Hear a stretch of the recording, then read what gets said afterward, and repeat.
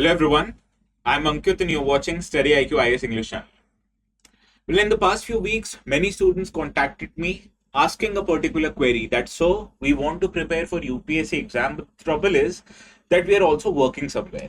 So we have trouble in dividing the time between our professional commitments and our personal goal of clearing this very good exam. So all your queries have been answered. I've decided to do this video where I'll divide the preparation in different phases, and then I'll suggest you a very good strategy on how to clear UPSC exam while working in a particular company, right? Now let us start our today's discussion, and if you want to download whatever strategy I'm suggesting, these will be made available few minutes after this video ends on the Telegram channel ATS Live. So just go on the top right hand corner of your Telegram app, write the word ATS Live, and you'll be easily be able to find the channel. If you still have certain problems, scan this QR code, subscribe to the channel if you still haven't, and download the strategy notes. Okay. Now let us understand what do we want to do in this particular video, right? What you need to understand that all of you are a working full-time professional, or you might even be a student in a college. This video actually deals with both of the categories, right? Now, while staying working full-time, you also need a balanced, smart and consistent strategy that will help you clear not just prelims but also mains, interview, and ultimately get your name in the holy PDF of the UPSC and get selected in the UPSC exam, right? So this is what we want to do in our particular goal. Now let us understand what are the advantages that you have while you're working somewhere as against a person who is just preparing for the exam without being employed somewhere. Now you need to understand, once you work somewhere, you automatically get salaries. And the beautiful aspect about getting salaries is that the amount of pressure that you're subjected to is quite less. For example, you yourself won't be that hard on yourself because you automatically are earning money. Similarly, your parents, your loved ones, your friends will also be quite amenable to you, right? Because the fact that you have financial stability on your own, you're not dependent on any third person to support you in your preparation. And you understand, when you have financial stability of your own, you can buy any source, you can buy any books, you can buy any course without having to ask money from anyone else. Similarly, whenever you're working somewhere, you ultimately know that in case, God forbid, if that happens, but in case, if your preparation does not materialize the way you want it to happen, you automatically have a backup plan. That every good things, when they are about to happen, people make multiple plans. For example, during Operation Sindoor, what do you think? Indian Air Force only had one plan? No, they had plan A, plan B, plan C, and plan D. Similarly, whenever you're working somewhere, you also have a backup plan, and this automatically will put you in much less anxiety as compared to other aspirants.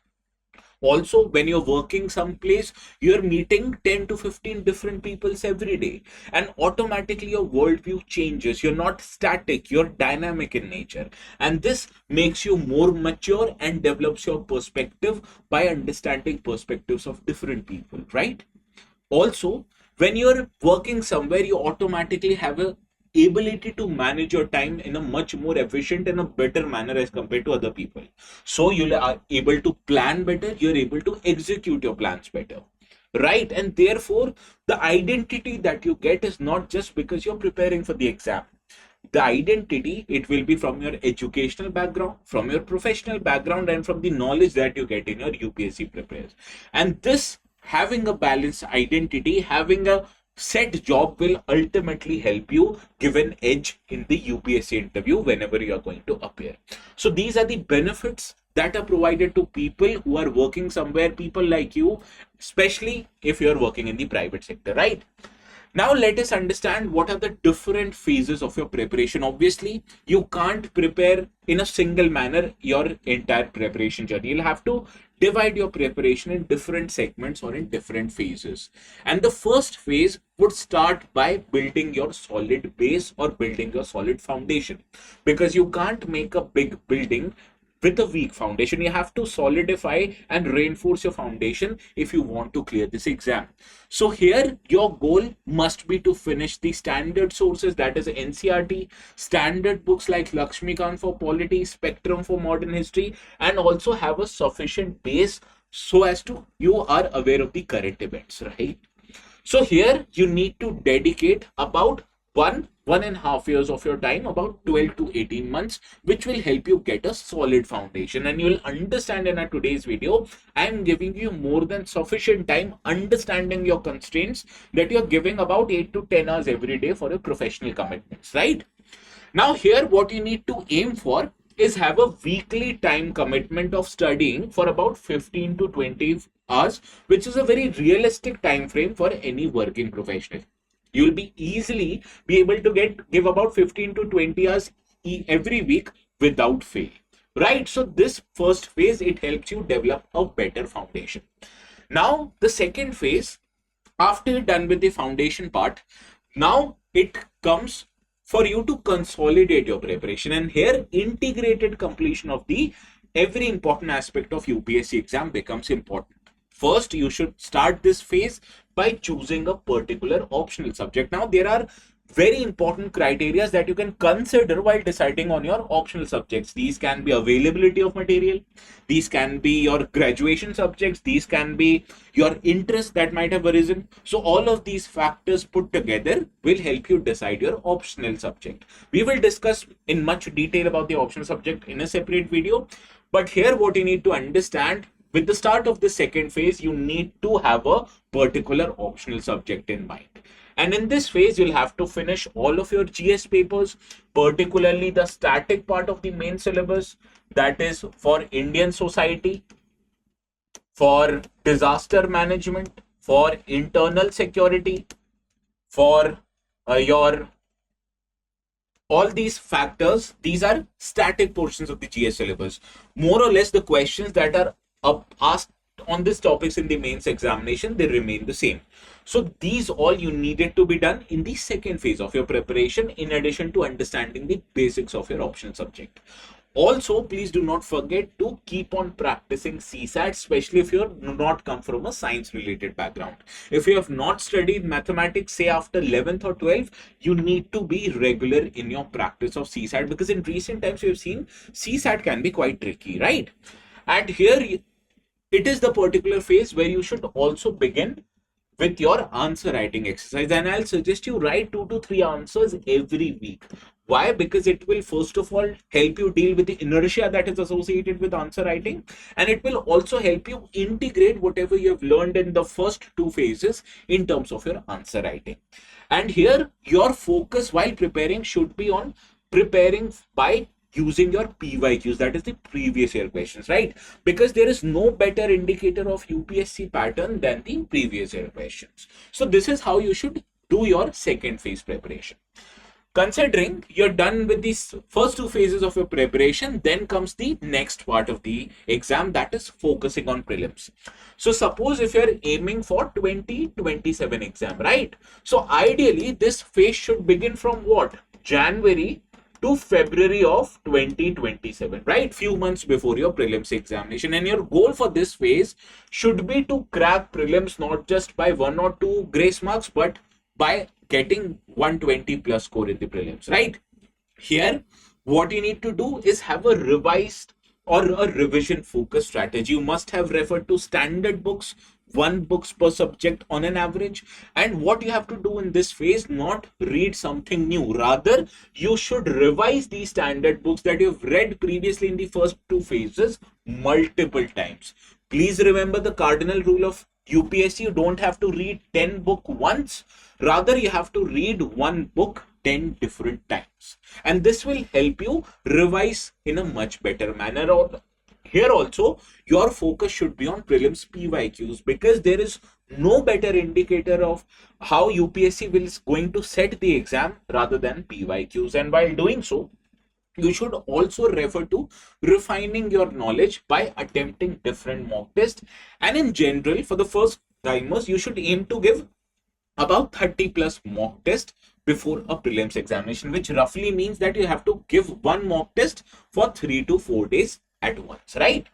And this 30 plus mock test should cover both subject specific or theme based mock test as well as full length test, right? So please remember, you also have to solve theme based test as well as full length test, and all in all should be 30 plus in general.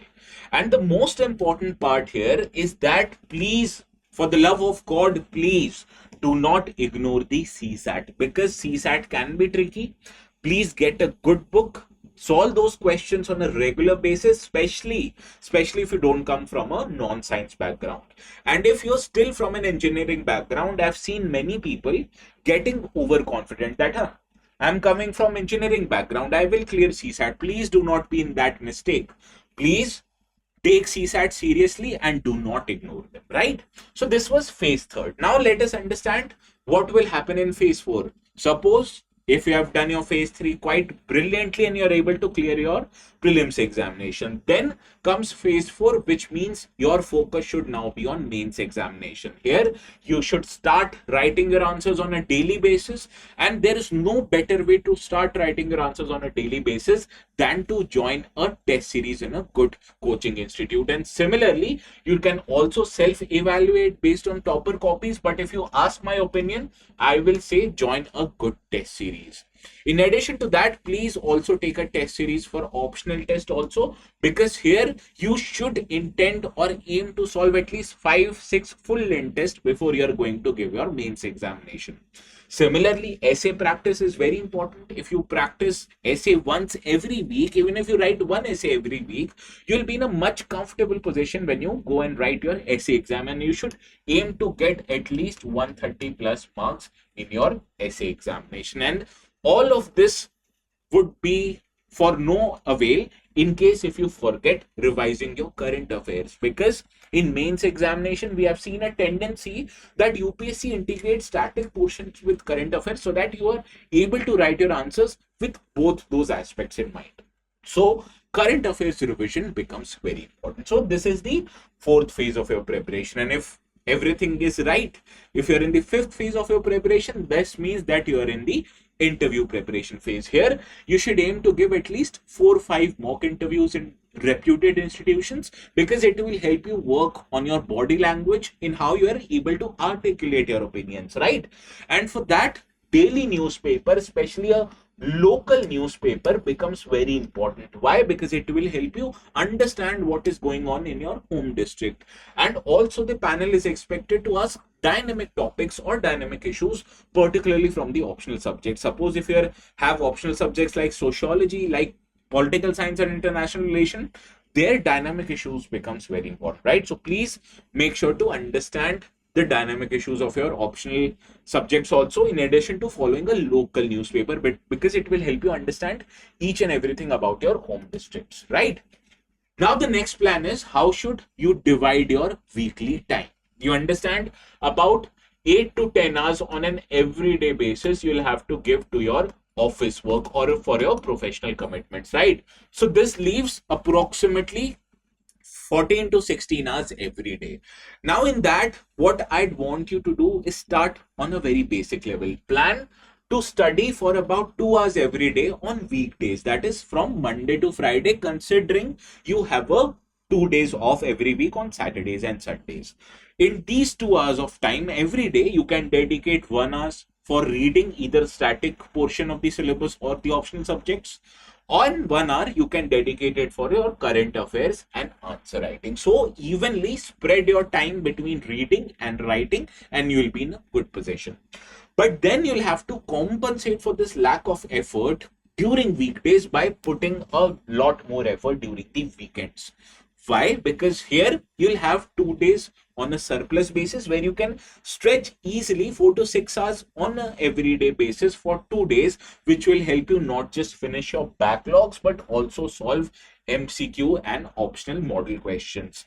And please ensure that during the weekend you are able to revise and take mock tests every Sunday, so that you are not left out with anything that you may have studied in your weekdays.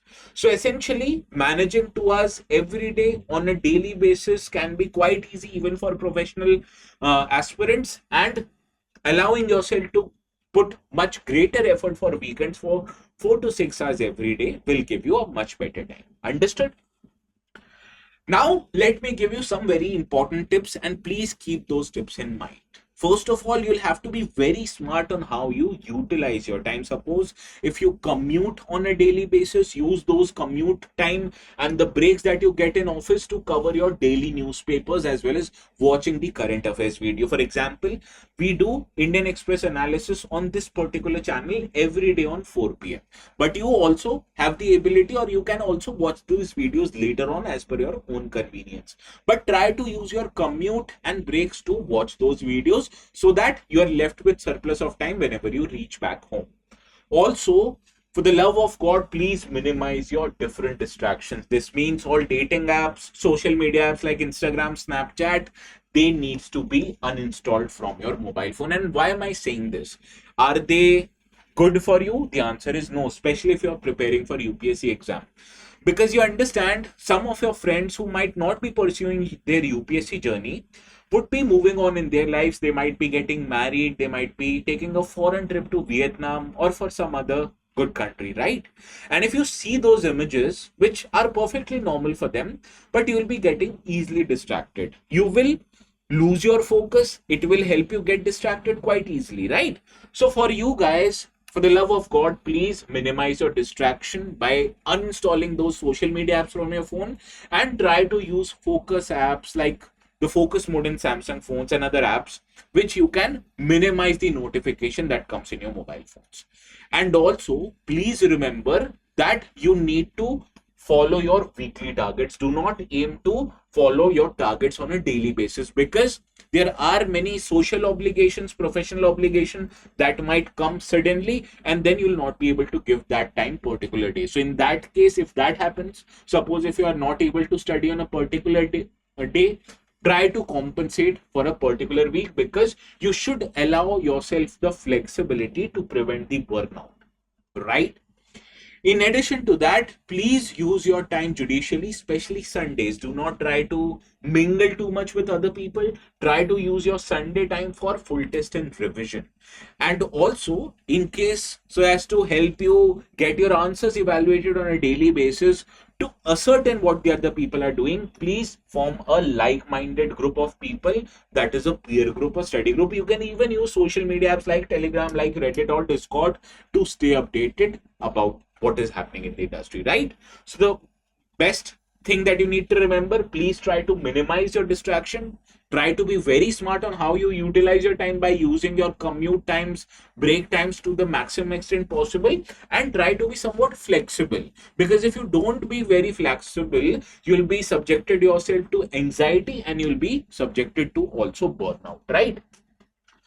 Now you must remember something. First, you should aim for preparation time. You should aim for consistency, not intensity. Because Rome was not built in a day. But you have to remember, the bricks to make Rome were laid down every hour. So you have to be consistent. You have to be put in your effort day in and day out, and only then you'll be able to clear your exam. Similarly, please ensure to stay healthy. Take sufficient time to sleep, because it will be and it will help you in staying healthy, staying focused for a longer manner. And please ensure you do not quit your job unless it is absolutely required, because job provides you with financial security, provides you with social recognition, and quitting your job solely for preparation can be detrimental to few people, right? So job is a luxury that not everyone has. You just have to be smart. You can manage both of them quite easily. There are many toppers who have topped these exams, gotten single digit, double digit ranks while they were working in demanding jobs. So if they can, you can also. Now what I said, that you should have a longer time frame when you're preparing for UPSC exam while you're working, because if you're preparing just for next year, you'll be subjected yourself to a severe stress, right? So please target yourself to give exams in 2027 and 28, because right now you're perfectly positioned to start your deep preparation. And the essential aspect that you need to understand, that guidance, having the luxury of having a very good friend who has cleared this exam, or having one of your parents who might have cleared this similar kind of an exam, is a luxury. But this is a luxury that not everyone has. You need to have a guidance, but how to get guidance, I will let you know.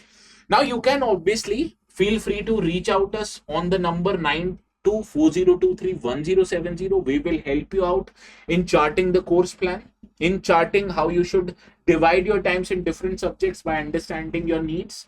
And guidance here can play a very important role in you clearing or not clearing the exam.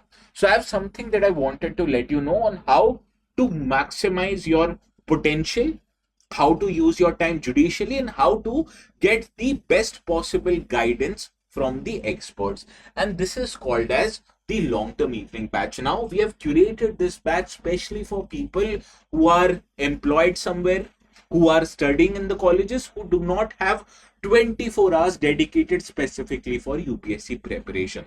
Now these long-term evening batches comes with many benefits. The first most important benefit, that these courses are valid for next 40 months. So you are provided with adequate flexibility that you can give your exams even in 27 and 28 and you'll still be having the course that is long-term evening batch. Now what you need to understand, that this course is available at 29,999 only up till the end of today, that is 30th of June. So to take admissions to these courses, which has been specifically made for professional students or working professionals, what you need to do, go to our website, right? Now, especially for professionals who are not comfortable in Hindi or in bilingual batches, we are also coming up with exclusive batches in English language. Now, the benefits of taking the P2I Foundation long-term evening batches are many. These you are obviously getting at a discounted rate, and after the end of today, the course fees is expected to rise at least by 5,000 rupees, right? Now, what you need to do in case if you want to take admissions to these courses, click on buy now. On your right, there is an option to add promo code. You must be seeing there's a code flashing on the bottom half of your screen that says use the code ATS Live to get maximum discounts of the courses, right? Click on this, and on the left, write ATS Live, right? Let me hide it somewhere. Write ATS Live. As soon as you're done writing ATS Live, click apply. Once you click apply, you'll see that 7,000 rupees discount is now applicable and you're getting this course at 29,999, and the validity, as I've already told you, is 40 months. So you can give this exam in 27 and 28 and have this course set for you. Now we'll be providing you with live classes for all the subjects. But suppose if you're busy that particular day and if you miss out on live classes, you also have an option to watch those classes later on for infinite amount of times, right? So these are the benefits for the foundation batches. You're also getting a one-to-one mentorship. Suppose if you're studying late in the night and if you have a doubt, you'll have a mentor on call or on text. You can obviously text them and they will reply to you at the earliest possible time, and they will help you solve each and every doubt that may appear in the preparation journey. Similarly, you'll be provided with an answer writing program. We will guide you on how to write the answers, and not just that, we will also help you check the answers so that we will tell you what is there or what is good in your answers and what is lacking in your answers. Okay. And obviously you'll be provided with 75 plus prelims test series where you will use those test series to hone your prelims related knowledge. And especially for working students who have difficulty in reading the newspapers on a daily basis, we are also providing you with CAP modules. CAP is current affairs program where you give you summary of the important articles of the day from all the relevant sources so that you can refer to in a very limited amount of time, right? So all of these benefits are available for our long-term batch students, and please remember the benefits will end on end of day today, that is 30th of June, and you can get this at this rate only up till today. So please use the code judiciously. Please contact us on the number that I told you, 9240231070. Do let me know. And do let them know that the code that you need to use is ATS Live, because it will help you save 7,000 of your or your parents' hard-earned money, right? So this is all that I wanted to tell you. You know the drill. This is the course. And to download the strategy notes that I've given you right now, you can visit the Telegram channel ATS Live, download the notes, which will be made available a few minutes after the session ends. Okay. So this was all from my side. I hope I've solved your doubts. Please feel free to reach out us on the number that I've given you. Also, if you want some help from my side, you can contact me using this email ID, ankit.singh1@studiiq.com. Okay, this is my email ID. Please feel free to reach out to me in case if you have any doubt or in case if you need any help. Okay. So we'll see each other again. Please have a very good day.